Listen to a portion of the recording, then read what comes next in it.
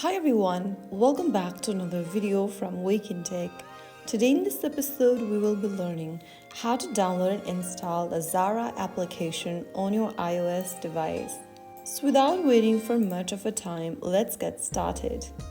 First of all, make sure that your device is connected to a stable internet and open your App Store. Go to the search icon at the bottom right and tap on it. And in the search bar at the top, type in Zara. Now you will see the Zara shopping application in the search result. Go ahead and tap on Get to start downloading the app. Authenticate with Face ID, Touch ID or your Apple ID password to start with the download process. Wait for the application to download and install, which may take several minutes. And once it is done, tap on the Open button to open the app.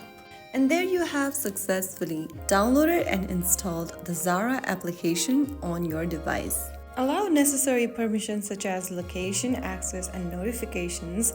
And then once you are done, you can then go ahead and log into your account. So that's how you can easily download and install Zara shopping application on your iPhone. If you found the video helpful, don't forget to like, share, and subscribe to the channel. I will see you in the next video. Thanks for watching.